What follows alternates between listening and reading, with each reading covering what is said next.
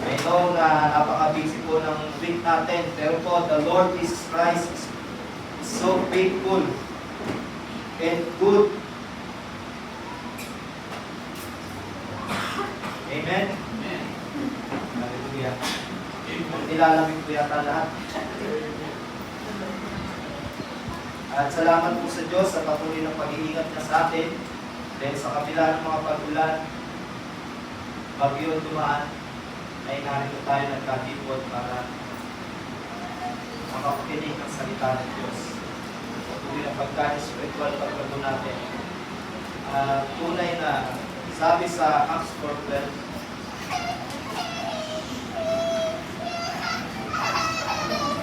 sabi po sa Tagalog, walang kaligtasan sa kanino pa man sapagkat walang ibang pangalan sa ilalim ng langit na ibinigay sa mga tao na ating ikaliligtas.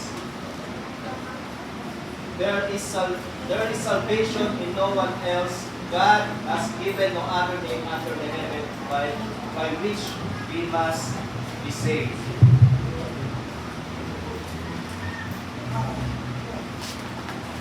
Amen.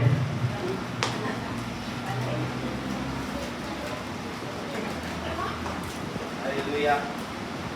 Purihin po ang Diyos. At pag-uusapan po natin ngayon is about salvation. Let us back from the basic. What it means to be saved. Bakit po importante ang salvation? Bakit po importante ang salvation? The Lord brought this in my spirit. Bakit nangyayari ang ganitong bagay sa isang believer? Kung totoong naligtas ang isang tao,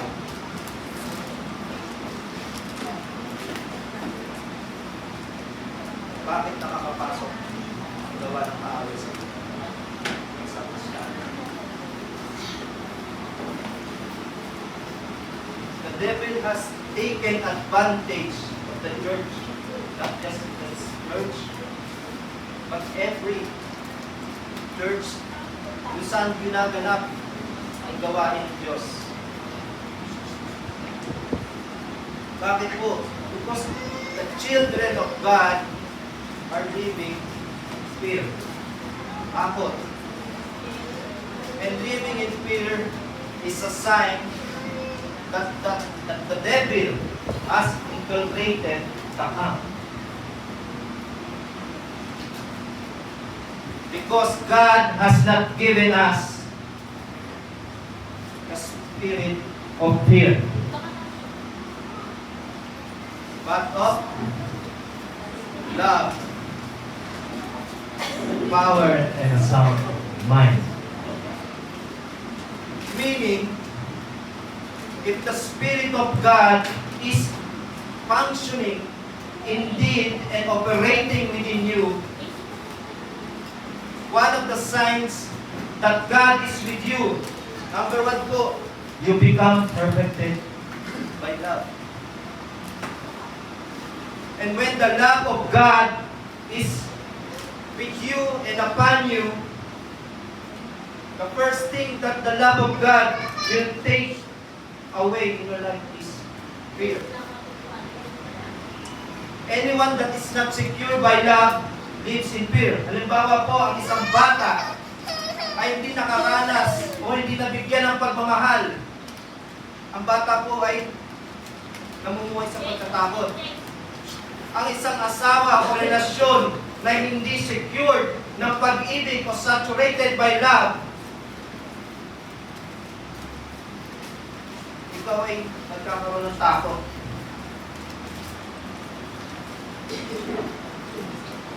Isa sa mga issue po ng mga believers na kapag tayo ay nakikipag ang pakikitungo natin sa Diyos, we take God's love to be more emotional. Even though the love of God can feel things, but the love of God is centered more on what God has done.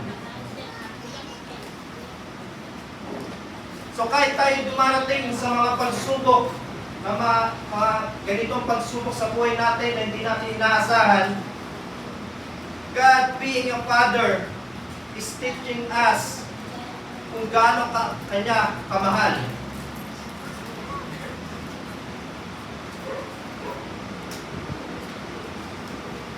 At minsan ito'y tinatawag natin na tough love.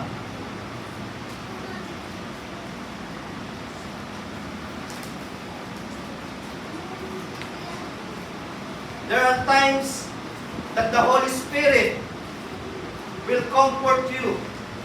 There are times that God will embrace you. There are times God will speak words of information. And there are times God communicate in a way na hindi natin inaasahan. Pwede yung ating katabi, pwede yung ating mga pastor,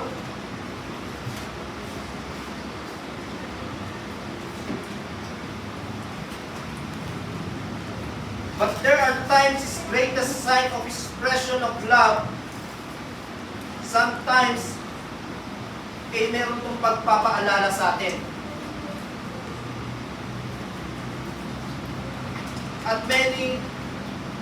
At marami sa mga oras o pagkakataon na dumarating sa ating buhay, ang pagtuturo ng Diyos sa atin ay yung nagbibigay sa atin ng lesson. Tinuturuan tayo.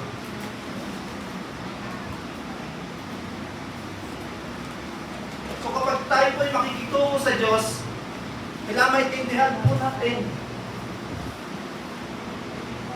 na ang Diyos ay hindi binibigay kung ano yung gusto natin. He gives us what we need primarily. So kapag po tayo nakikitungo sa Diyos, we must ask for ourselves, ano yung may dudulot nito sa atin? At anong ibig sabihin ito? Halimbawa po, I will ask a question, general question. Kapag dumating po ang rapture,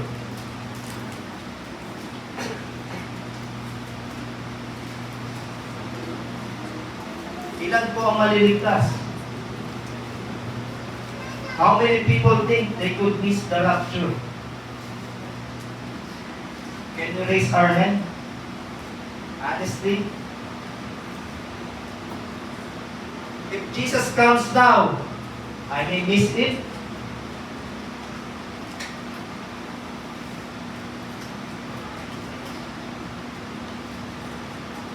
Amen.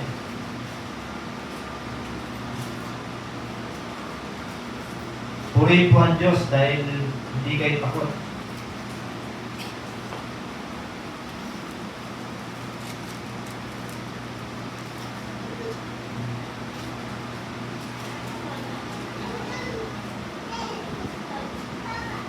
If you know the movie Left Behind by Nicolas Cage 2014, it tells us the rapture.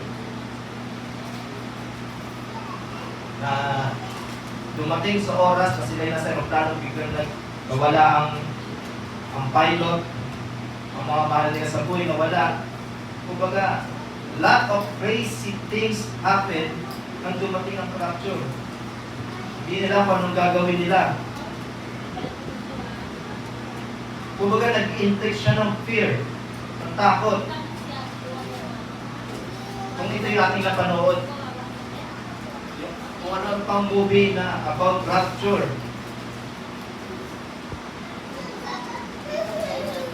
But the reality is this, that if you know or if we are known about God,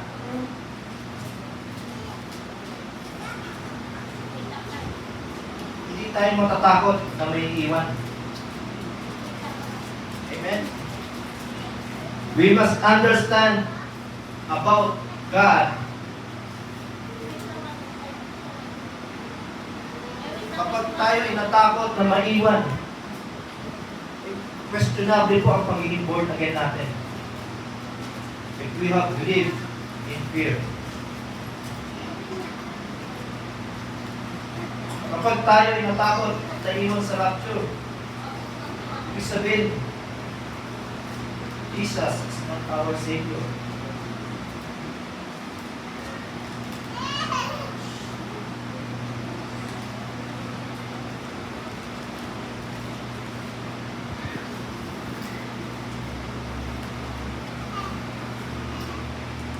Bakit po?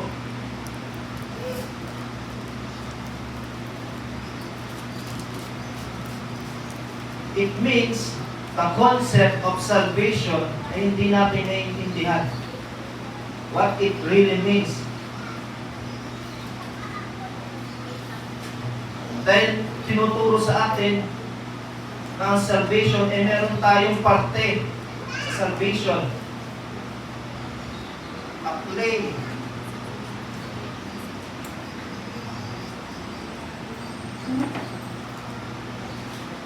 Kailangan natin maintindihan, one of the doctrine of the devil, there is godliness, but deny the power thereof. Ano po ibig sabihin nun? When the gospel is preached, it's called the good news. We all say Jesus paid all the price. Jesus did everything. Jesus reconciled us to God. But it is a duty to bring you to the Father and you still be afraid that you will be left. Kailangan natin questionin yung ating sarili. Siya ba talaga ang ating tinanggap na tagapagligtas? Kaya po mayroong mga believers, they cannot be delivered. They cannot get healed. They cannot be transformed. Dahil yun po ay nakaprogram sa kanilang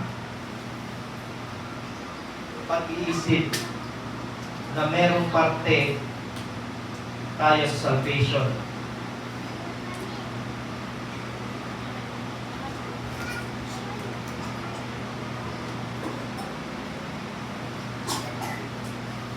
If you notice the scripture, it focuses on repentance.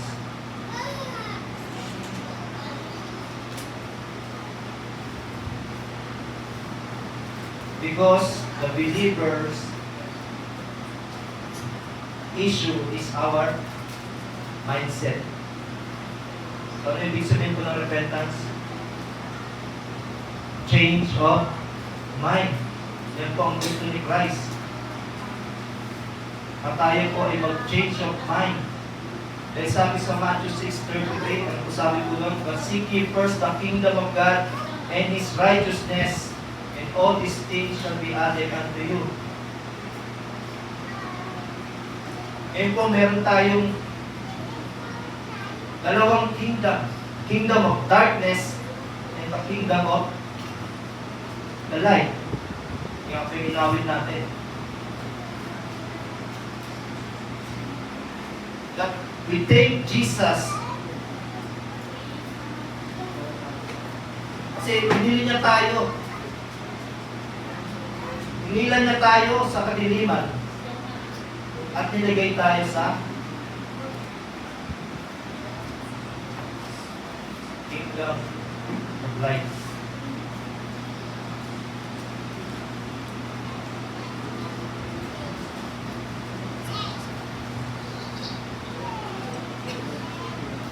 So, ibig sabihin po,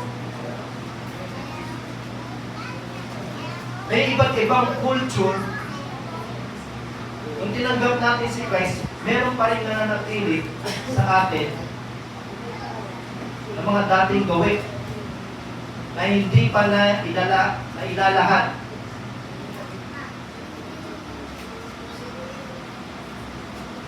Dahil merong DNA na naiwan si Adam.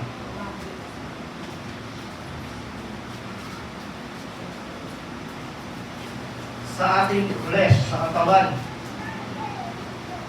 Kahit sinabi nga sa Bible na kapag ginawa mo yan, ay surely you will die.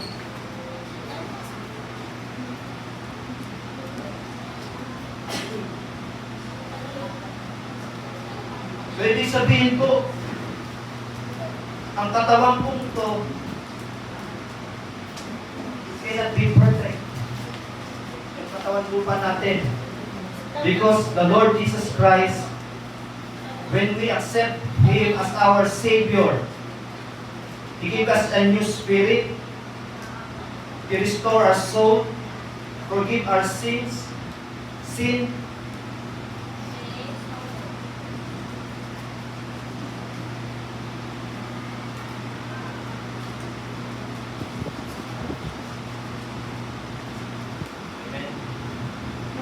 seryoso kayo na.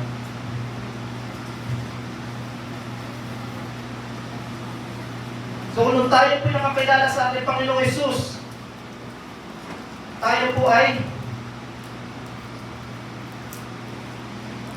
naligtas na. Dahil sabi nga po sa Romans, the Spirit bear witness, the Spirit within us, na tayo ay sons, children of God.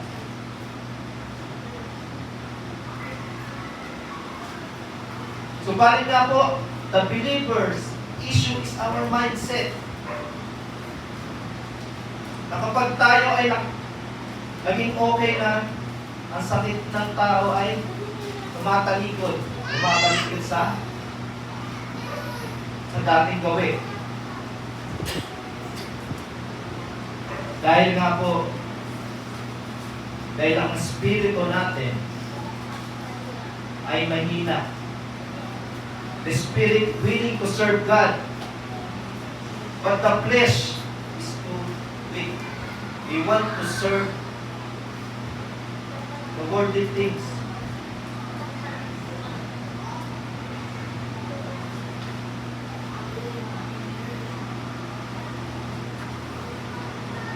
So kapag tayo po yung mga Kristiyano na, ibig sabihin po pag tayo nagkakasala,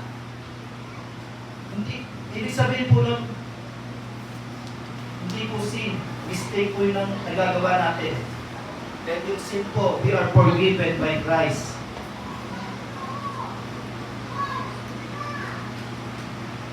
Pinatawad na tayo ng Diyos sa ating mga kasalanan. So habang tayo po yung nakakilala sa Panginoon, lumalago tayo spiritual, kapag tayo nagkamali, ang tawag po doon ay mistake.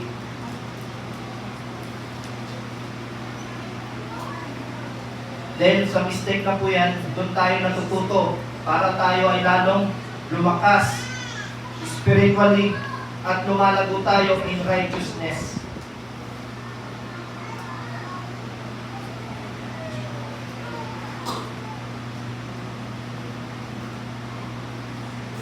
Kailangan po natin maintindihan na ang salvation po is nothing to do with you.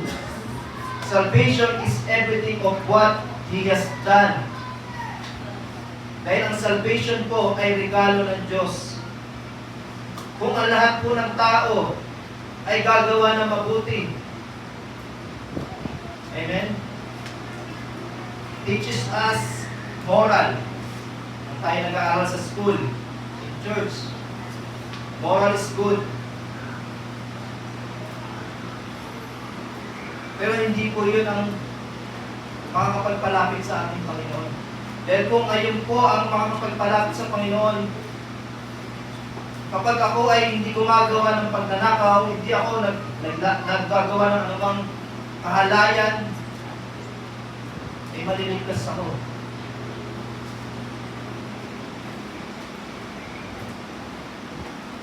Pero po ang lahat ng iyon ay self-righteousness at hindi po iyon tinatanggap ng ating Diyos. Because ang self-righteousness ay isang maruming basahan sa harapan ng Diyos.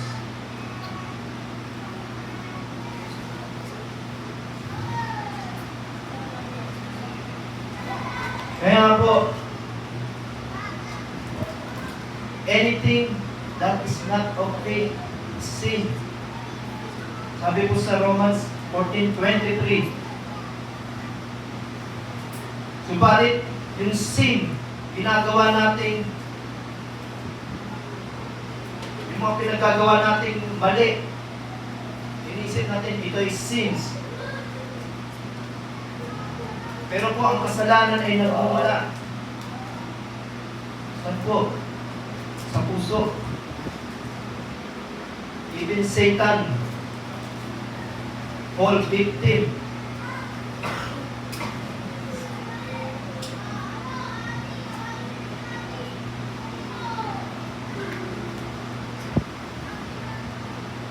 And the root of all sin is the unbelief. Doubt. Nagdududa tayo sa kung anong kayang gawin ng Diyos sa buhay natin.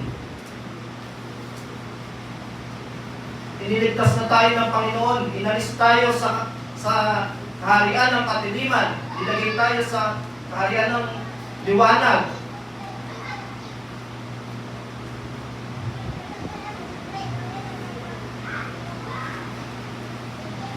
So the hindrance of a child of God is we have not understood righteousness. Because seeking God, seeking the kingdom, you already have found Jesus. If you found Jesus, you have found the kingdom. Sabihin niyo po sa inyong kapatid, if you have received Jesus, you have found the kingdom. And what makes you a citizen of a kingdom is not finding it. It is by living the way the people of the kingdom live. That's what makes us to be a citizen of a kingdom. Kung ano yung pinag-uutos ng Diyos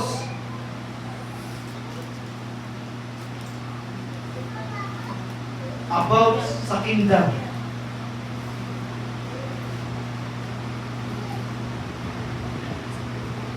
And those who are in the kingdom are no longer under the law,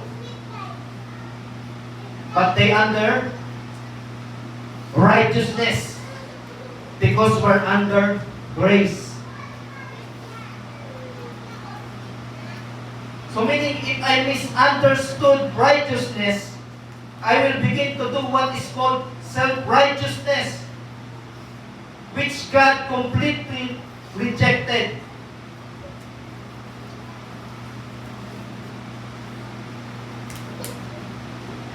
Meaning there is nothing that can justify myself, ang self-righteousness ang nangyayari sa akin. Hindi ako makakaharap sa presensya ng Diyos. Dahil hindi yun tanggap ng ating Diyos. Dahil yung paggawa ng mabubuting gawa is patay sa harapan ng Diyos.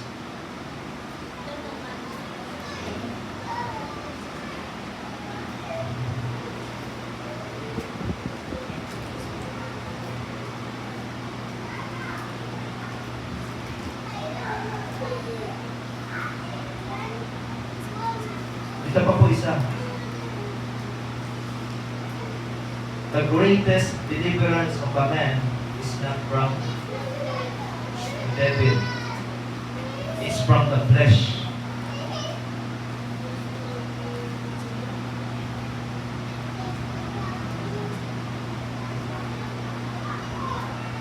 Kailangan po natin maintindihan na nang ating tanggapin ang ating Panginoong Yesus as our Savior, the Bible says in Psalms 34 verse 19. Psalms 34 verse 19.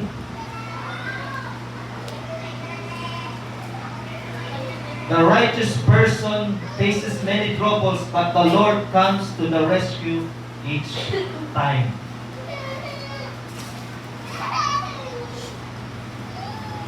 Amen. Sino po mag-rescue sa atin? The righteous person faces many troubles, but the Lord comes to the rescue each time.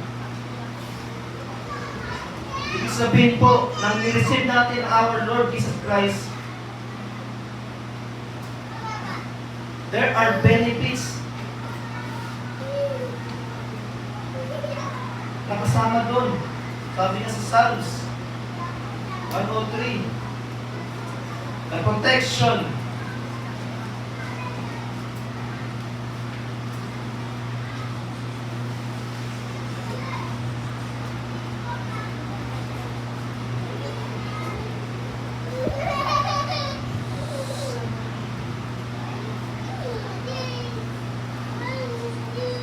so when Jesus becomes your Savior, He does not save you from hell. He's saving you consistently and continually. Patuloy po yun. Hindi po natitigil yun sa pagtanggap lang natin. Minsan kasi nadadala tayo ng ating pag-iisip na wala ang Diyos. Kailan tinanggap ko siya, kung kailan makakilala ko sa Diyos. Bakit ganito ang nangyayari sa aking buhay? Nahirapan ako maghanap ng trabaho. May sakit ako. Magkagalit kami ng pamilya ko.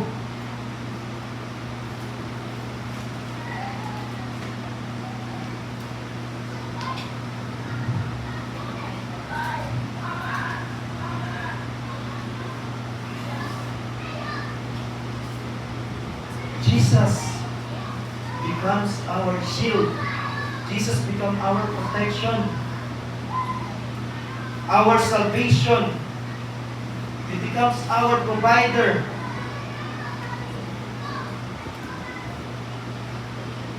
Jesus, our great healer. That is what salvation is.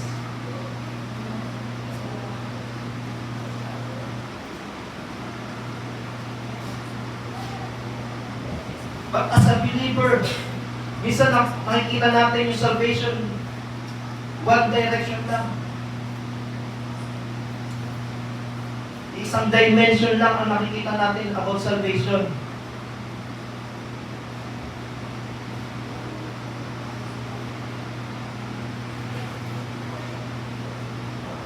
Sabi po sa Romans 3:23. Sabi po sa Romans 3:23, for everyone has sinned, we all fall short of God's glorious standard.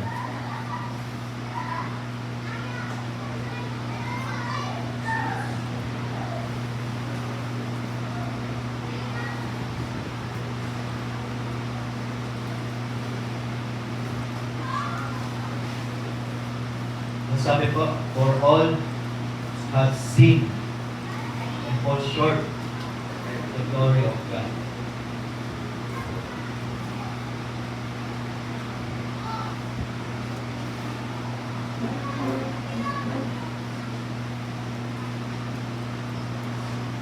The Bible says anyone that continues to sin or continues to sin is never born again. But people don't understand kung anong ibig sabihin ito.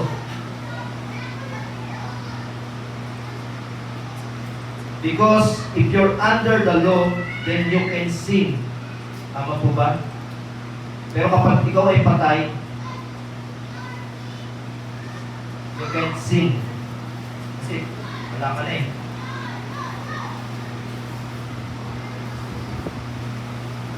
If you're truly crucified with Christ, if you really died with Christ, then you no longer sin. You make mistake. Because sin is to voluntarily rebel against God. Ito po ang sabi ni Paul sa Romans 7:19.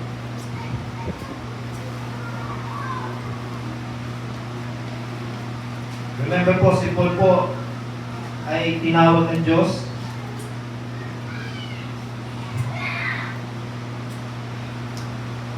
is filled with Holy Spirit, full of power, has taken in the third heaven, the greatest revelator in scriptures, no one better in studying the Word of God. Kasi po si Paul is a different breed. Sabi po ni Paul, for the good that I do not, but the evil which I would not, that I do.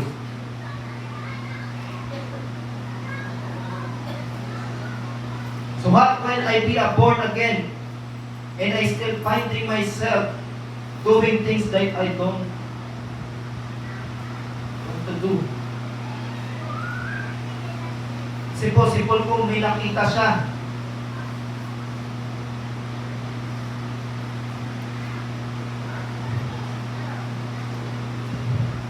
Sabi po sa Romans 17, si Paul po ay nag-confess na kahit gusto niyang gumawa ng mabuti,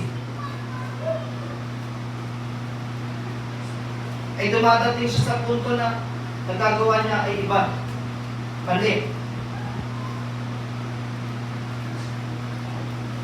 He attributes this to the sin within him,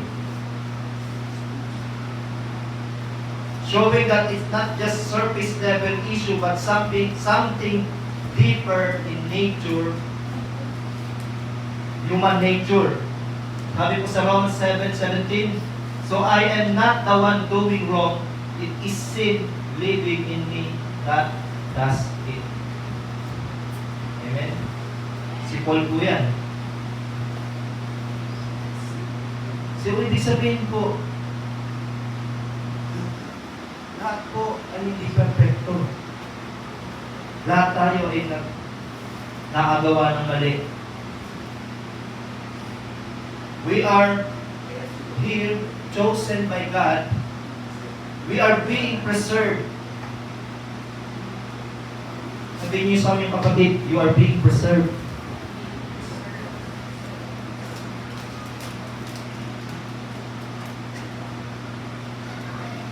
Dahil po ang Diyos ay hindi natin alam kung anong plano niya sa buhay natin.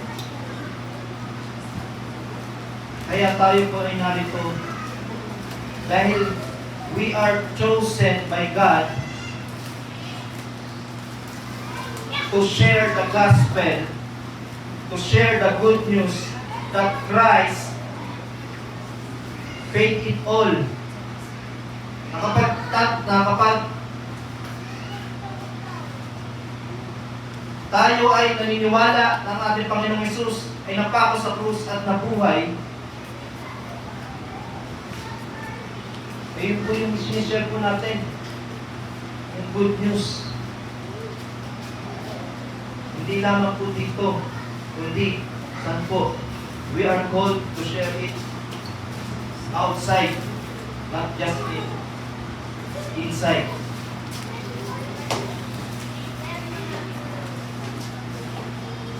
In Romans 7:21 to 23, Paul speaks about battle between two laws.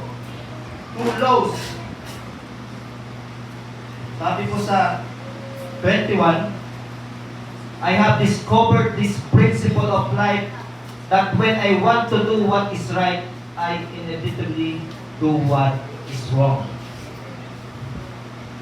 And 22, I love God's law with all my heart. And 23, but there is another power within me that is at war with my mind. This power makes me a slave to the sin that is still within me.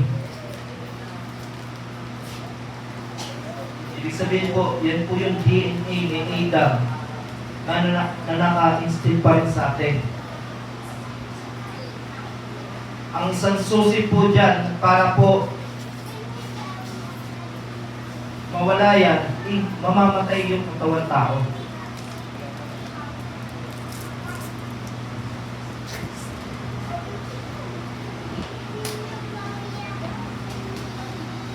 So So, anong ating tanggapin ng ating Panginoong Jesucristo, we are given a new spirit. He restore our soul. Kapag ang Holy Spirit po ay nag-union sa atin, at ang Holy Spirit, ang siyang namumuna sa buhay natin, susunod po dyan yung ating soul at body. Hindi po mauuna yung katawan, yung soul, saka yung mauli yung spirito. Subalit, nang dahil nga po sa law of sin na nasa isipan ng tao, natitempt tayo not outside but inside. Kasi kapag nakita yung kilos natin, diyan sumusulong yung kaaway. Makikita niya agad kung saan tayo mahina.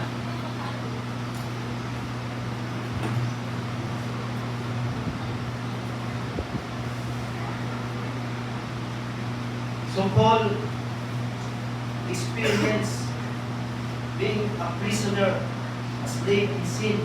Kahit gusto niya gawin kung ano yung pinag-uutos ng Diyos. At sabi ko sa Romans 7:24,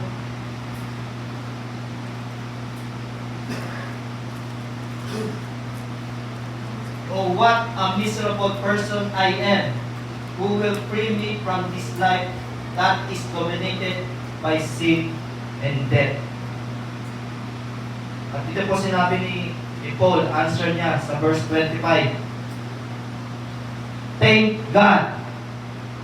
The answer is in Jesus Christ, our Lord. So you see how it is in my mind. I really want to obey God's law, but because of my sinful nature, I am slave to sin.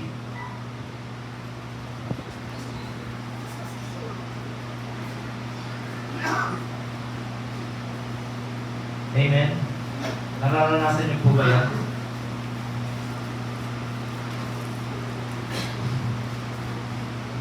Nararanasan niyo po ba yan, mga kapatid?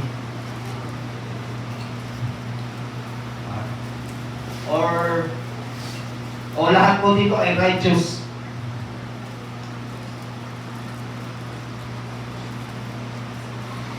Kaya ba natin itaas yung kamay natin? All are righteous?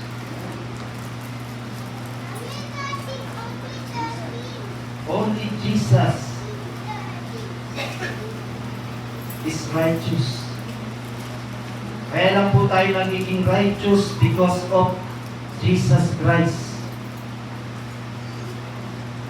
So if our Jesus Christ is our righteousness, bakit nangyayari pa rin ang mga bagay na dapat iniiwasan natin ay patuloy pa rin nating nagagawa? Dahil po, the spirit is weak.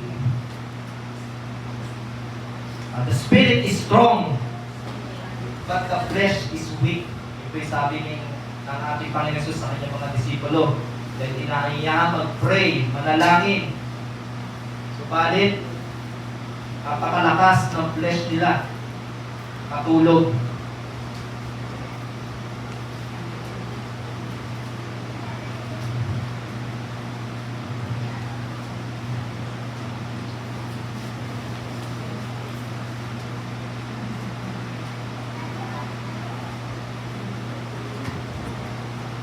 So, ibig sabihin po, if I am sinning, it is no longer I were sinning.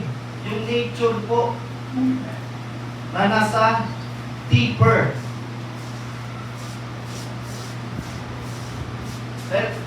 Dahil alam po naman po natin, nasa mata pa lang ay nagkakasala na.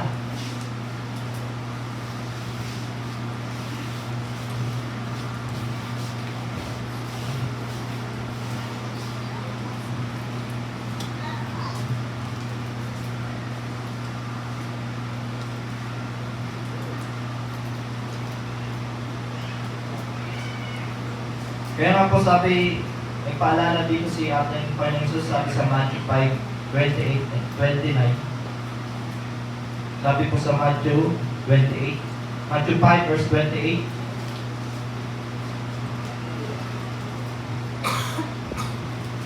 But I say, anyone who even looks at a woman with lust has already committed adultery with her in his heart. Amen.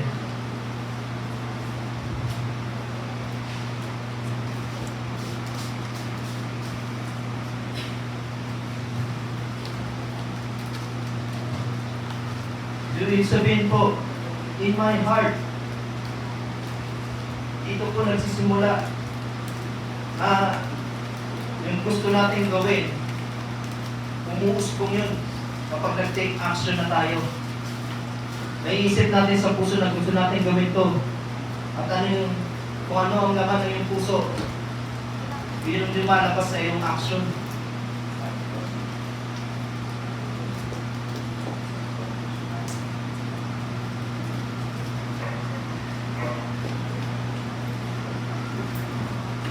Kaya nga po, ang gusto ng ating Panginoon Jesus is to repent, change our mind. Dahil yung mga kultura, tradisyon o gawi ng ating mga ninuno na naituro sa atin, tayo maliliit pa, ay nariyan pa rin. So nung tayo ay makatanggap, makakilala sa ating Panginoon Jesus, ano pong kailangan sumunod doon? We must be sanctification,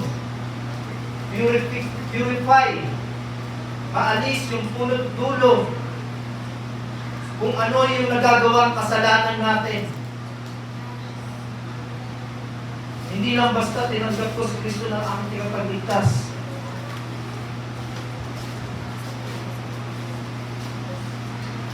Tinanggap mo si Christ na yung tagapagligtas, pero yung action natin, ganun pa din.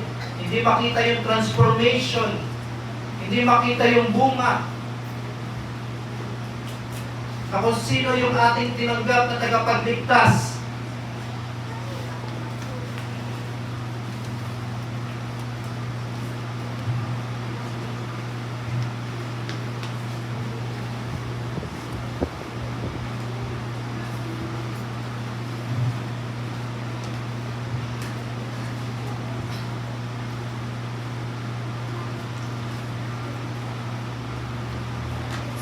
Nandiyan pa po ba kayo mga kapatid? Amen. So our spirit is fixed by salvation. When you give your life to Christ, He supplant you a spirit. Ibig sabihin po, binigyan niya tayo ng bagong spirito. Your soul is being restored by the Word of God because it is renewed. It is reprogrammed. Kaya nga po yung ating katawan, the solution is death. Kasi po yung spirit po na ipinagkaloob sa atin, babalik yan sa ating Diyos. At yung kaluluwa, yan po yung iniligtas ng ating Panginoong Hesus. At yung katawang lupa ay babalik sa lupa. Kaya nga po in heaven, pag dumating ang ating Panginoong Hesus, He will give us a new body. Kasi nga po yung katawan na to is corrupt. Cannot be perfect.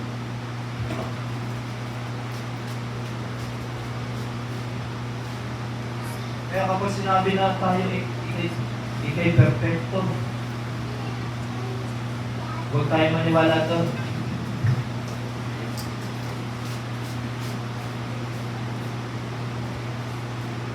Dahil lahat po tayo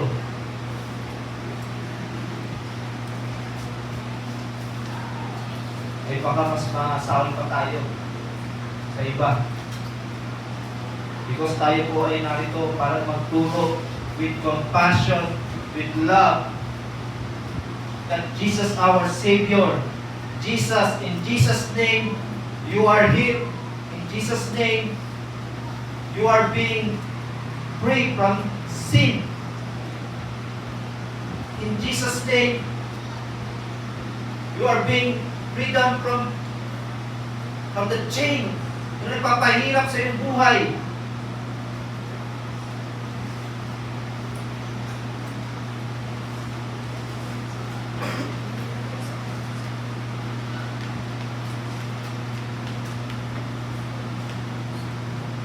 Kaya nga po, ito po ang sinasabi ng ating Panginoong Jesus. Jesus said, "Come to me, all of you who have heavily laden," but they are teaching us na ganito ang gawin mo. Tinuturo sa atin kung ano yung kailangan natin gawin para yung bigat na ating dinadala, tayo ang mag-aayos. Ganito ang gawin mo para maano yan. Kaya sabi ng Panginoon Jesus, "Come to me," at kayo nabibigay ng lupa. Ang kanyang pamatok. Yung madali.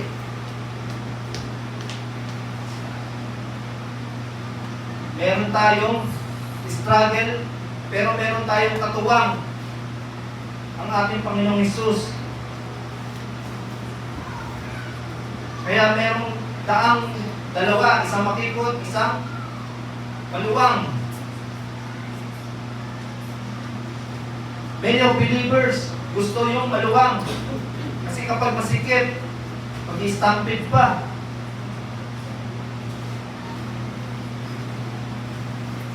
E kapag doon ka sa masikip na daan, mahirapan ka na lumingon.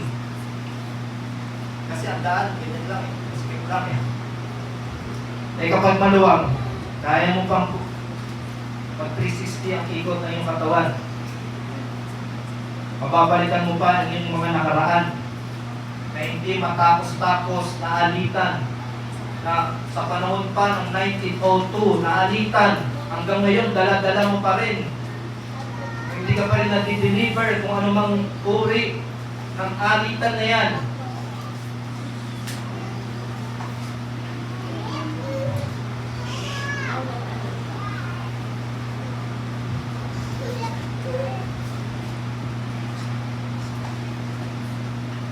So, ibigay natin sa ating Panginoong Jesus ang lahat ng ating kabigatan. Dahil ililigtas tayo ng Panginoon, hindi lamang sa ating kasalanan, kundi sa lahat. Tingnan natin yung white dimension na nakapaloob sa salvation. At lahat lang yun ay nasa ating Panginoong Jesus. Dahil siya ang daan tungo sa katotohanan at siya ang katotohanan na magpapalaya sa atin. Ano po ang issue? What then is righteousness that we're supposed to be seek? Nasaan ito? Ito po ang sagot ng Panginoong Jesus. Sinabi niya sa kanyang mga apostol, "When if somebody comes tell you the kingdom of God is over there, the kingdom of God is over here, don't believe them. For the kingdom of God is within you." So anyone that confess Jesus is Lord and Savior, if you're looking for the kingdom, you are not born again. Are we born again?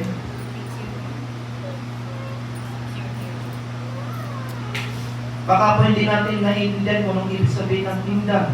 The Bible says in Colossians 1, He has delivered us from the kingdom of darkness and has planted in the kingdom of light. Yun nga po, dahil meron tayo mga culture na naiiwan. Kaya po tayo ay, kahit na tayo nasa liwanag, yung gawin natin ay naroon pa rin. Dahil merong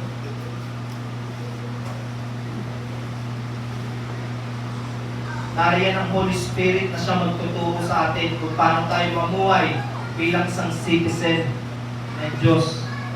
Dahil ang Holy Spirit ang siyang binigay sa atin ng Panginoong Hesus nang atin siya'y tanggapin para tayo ay lumakad, act like Christ as we continue to sanctify ourselves to be holy, Christ-like.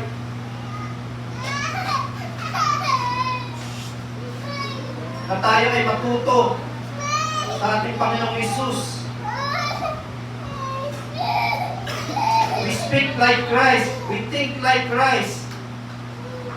At kapag nangyari po yun, yung mga problema na dumarating sa atin, manhid na lang, parang manhid ka na lang yan. Hindi mo naanin yung mga problema na yan. Dahil alam mo na meron kang Diyos na magliligtas sa'yo sa lahat ng trouble na dumarating sa'yo. Amen? Ganyan kabuti ang Diyos. Ililigtas ka sa lahat ng mga troubles na iyong buhay na dumarating. Kaya yung mga nangyayari sa atin ngayon o sa darating na panahon, glorify God. Itaas mo ang pangalan ng Panginoong Hesus dahil He overcome lahat ng yan. Lahat ng mga dinadanas natin na pagtagumpayan na ng Panginoon. Kaya nga sabi ng Panginoong Hesus, do not worry. Do not worry. Ano bang kakainin mo? So ano bang susuotin mo?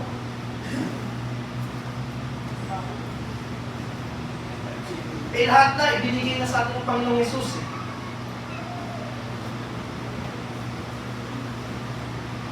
Ano po ba ibig sabihin ng Lordship? Ano yung Lordship ng ating Panginoong Hesus? Ibig sabihin po, ang Lord po, ibig sabihin, kaya kanyang palitan ng status. He can change your name.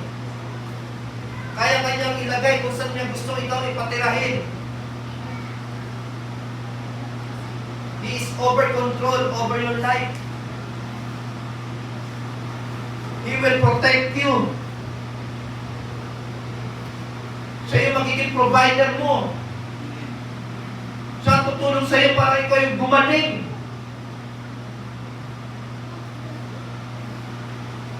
At ang natin po yan ay nasa ating Panginoong Hesus.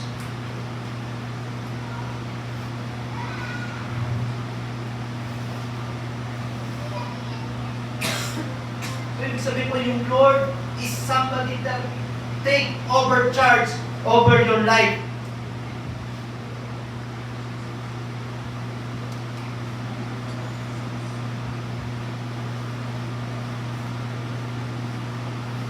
Control everything.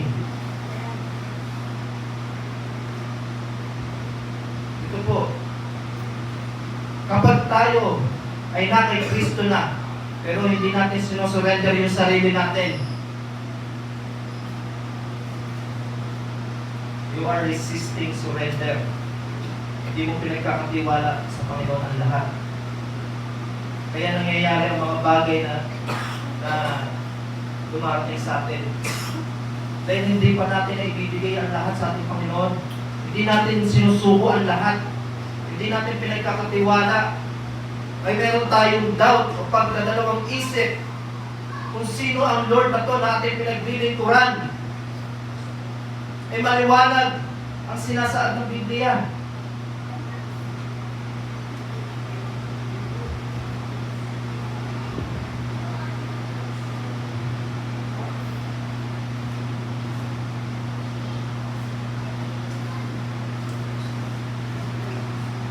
So when the Lord order your footstep, and it's Spirit that lives in you. So when the Holy Spirit inside of you, what the Holy Spirit does, it takes control of you. Dahil po ang tao cannot control soul, dahil meron nga pong dalawang, yung soul and body, ay meron ito na sinusunod.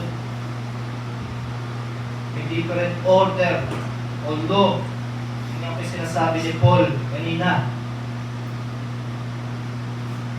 yung the spirit is willing to serve the law of God, God's will, but the flesh is willing to serve the fleshly things.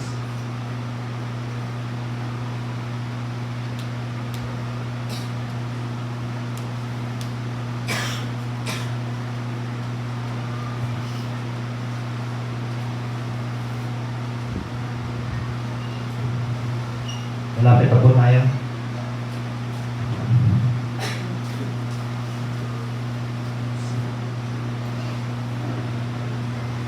So Jesus, our righteousness. Ito po ang sinasabi sa mga verse ng 1 Corinthians 1 verse 30. Sabi po sa 1 Corinthians 1:30. God has united you with Christ Jesus. For our benefit, God made Him to be wisdom itself. Christ made us right with God. He made us pure and holy, and He freed us from sin. So ang ating Panginoon po, righteousness natin, our great Redeemer, our great Savior.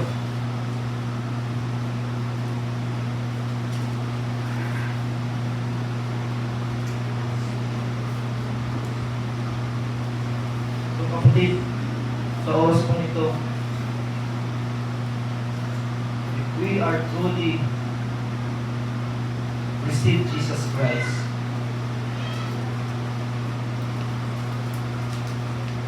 we surrender everything to God. Kapag po tayo ay nagkaroon ng reliance o hindi tayo nagkaroon ng reliance sa ating Diyos, eh, hindi makakakilos ang Diyos. Kasi meron tayong dalawang isip na nangyayari.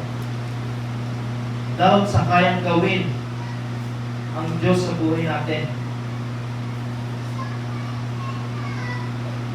So when we are filled with God, we will be filled with compassion. Na hindi tayo makapagturo ng basta-basta turo. Kasi ang nakabalik po, ilan po? Marami.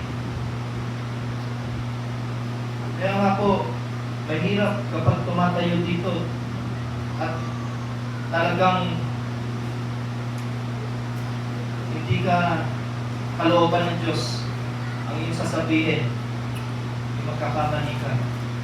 At hindi mo kailangan subatan tao. Baka dahil yun pa ang bumalik sa atin. Pagdating ng judgment, mas malala pa yung badyan sa atin. Kapag tayo ay nag-judge sa kapwa natin, and we have given a compassion of love,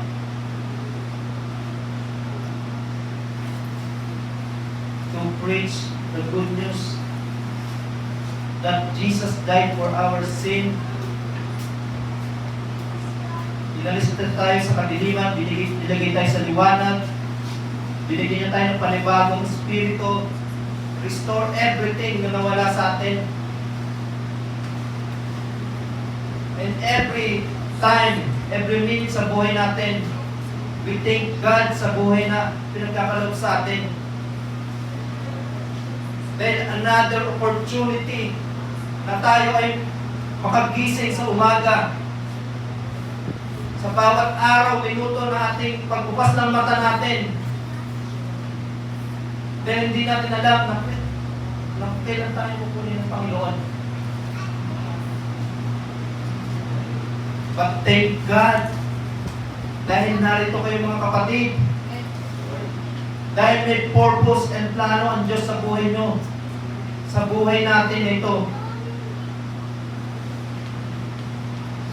So we continue to serve God according to the will of the Father. Always lifting the name of our Lord Jesus Christ, our Savior. Our true salvation, that in the name of Jesus, no weapon formed shall prosper in your life. And we must understand it, that you are the son and daughter of God.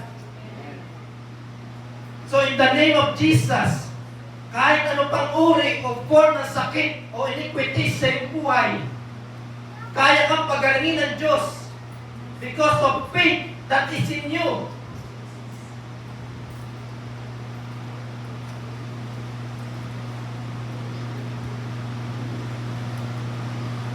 Don't be a two-mind. Huwag tayo magdadalawang isip. Laging pinapaalala sa atin ng Holy Spirit kung ano tayo, kung sino tayo. Hindi tayo isang tao lamang. Tayo anak niya.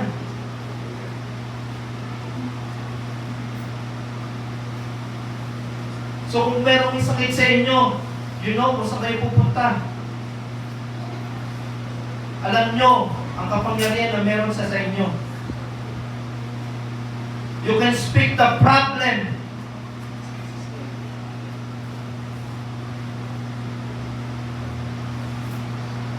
Kaya natin. Sabi nga ng Panginoong Hesus, magagawa natin ang higit pa.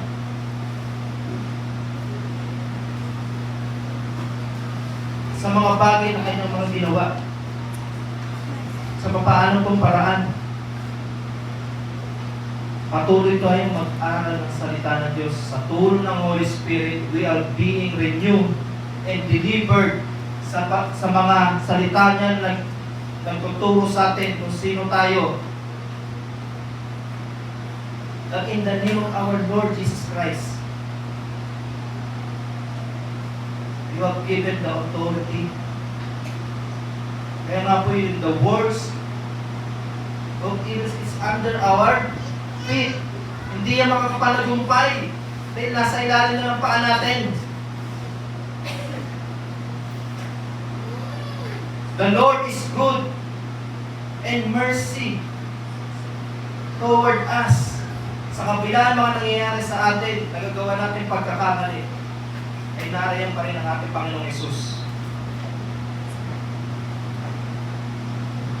Patuloy na pinapalalahanan tayo, anak. Mali na yan.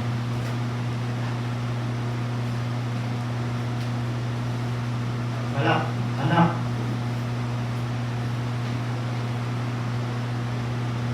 Hindi yan ang tamang daan. Ngayon ang Panginoon Hesus ay inaanyayahan tayo na i-surrender yung sarili natin. We surrender ourselves to God. We humbly surrender to our Lord Jesus Christ na pangunahan tayo sa lahat ng ating gagawin. Reliance to God para siya ay makakilos sa buhay natin.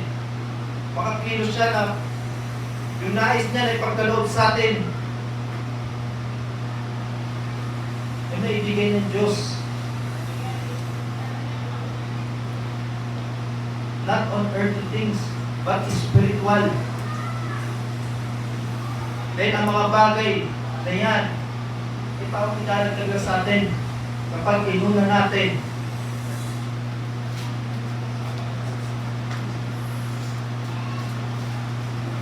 Kung sino ang dapat unahin, seek ye first the kingdom of God that is in within you, our righteousness, our Lord Jesus Christ, our Savior.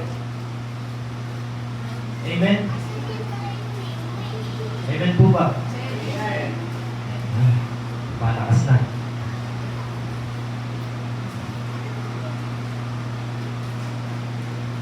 Amen? Hallelujah. Tunay na napakabuti po ng Diyos natin. Last po. Sabi po sa Luke 23:39-43. Ito po yung time na Panginoong Hesus ay napako. And one of the criminals who hung their proud and insult at him. Insulto niya ang Panginoong Hesus. Aren't you the Messiah? Save yourself and us. But the other criminal rebuked him. Don't you fear God? He said, since you are under the same sentence, we are punished justly, for we are getting what our deeds deserve. But this man has done nothing wrong. Then he said, Jesus, remember me when you come into your kingdom. So Jesus answered, that moment, truly I tell you today, you will be with me in paradise and paradise. Amen? Napakabuti po ng Diyos. Diba? In moment na kahit ikaw ay nasa kamatayan na, you can be saved. Kaya ang criminal po na ito, napagtanto niya, kapag yung repentance na nakita sa kanya, yung humble himself, nagkaroon siya ng faith sa ating Panginoong Jesus. And Jesus gave him the assurance of salvation. Kaya mga kapatid, napakabuti ko ng Diyos sa buhay natin. That Jesus gave us the assurance. He gave us the eternity, eternal life.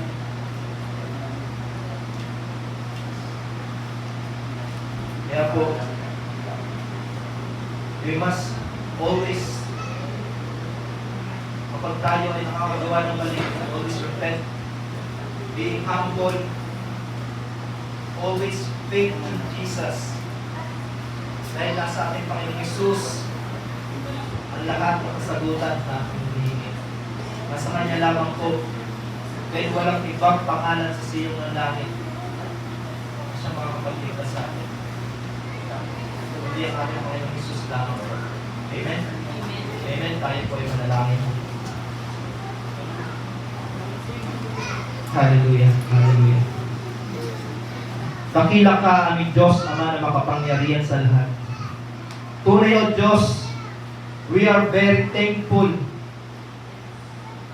because today, Lord, pinapakita mo sa amin kung gaano ka kabuti, mapagmahal, at makapangyarihang Diyos. We thank you that through your Son, our Lord Jesus Christ, our sin is forgiven. You give us a new spirit. You restore our soul. You align our life to the will of the Father. Lord, salamat po because you have overcome overall in our life. Napagtagumpayan mo lahat ang nasa amin, Panginoon. Kaya Lord, ano pa ang aming hahanapin? Kundi sa iyo lamang po, Panginoon, kami magtitiwala, mananaman.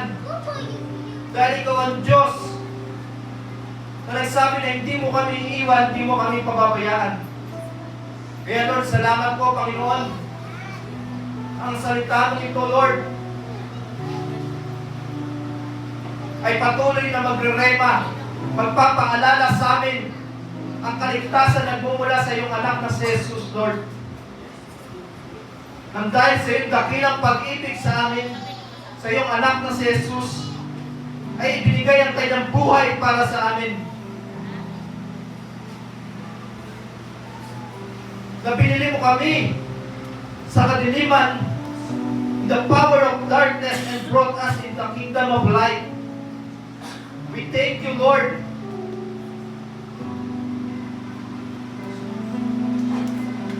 We thank you, Lord. Kulang ang aming mga salita. Sa lahat ng kabutihan na iyong pinagkaloob sa amin. Tunay o Diyos, na wala kami may pagmamalaki. Dahil ang regalo mo na salvation sa buhay namin na ito'y kalooban mo. Hindi kung ano mang pamanggawa namin, Lord. Kaya Lord, salamat Panginoon na alam ko, Lord, sa oras na ito, ang mga anak mo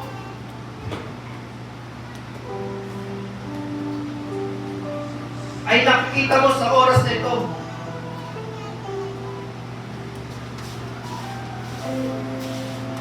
Wala kami may tatago o may nilihim sa iyo, Lord. Tunay o Diyos, we give it to your hands.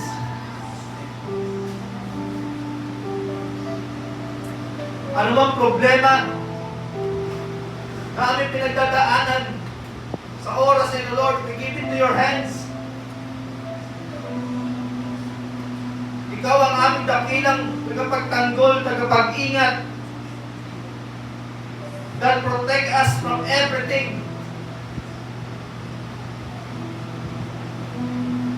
Salamat, Panginoon, sa mga anghel na inilaga mo sa bawat isa.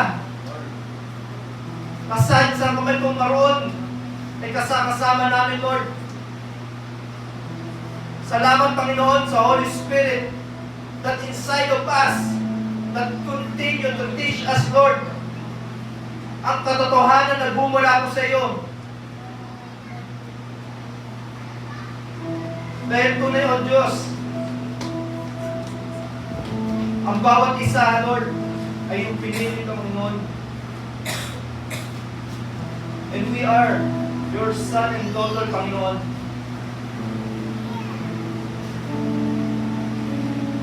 Kaya, Lord, salamat, Panginoon. Alam ko, Lord, ang salita mo namin na pakinggan sa oras ito, Lord, ay patuloy siyang magiging kaligtasan ng bawat isa. Na kami patuloy na titingin sa iyo, Panginoon. Hindi sa iyong mga kamay, kundi sa iyong mga mukha, Panginoon. Sa iyong mukha, Lord. We seek your face, not your hand.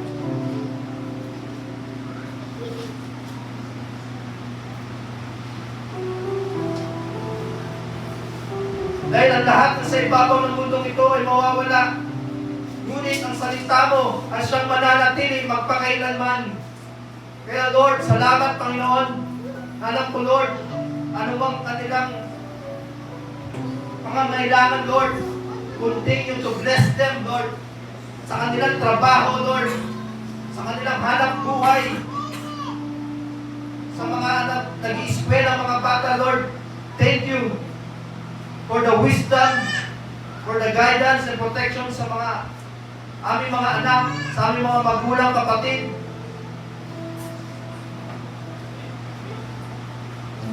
Lord, salamat, Panginoon. Dahil tunay, O Diyos, na mapalad bawat isa sa amin, Panginoon.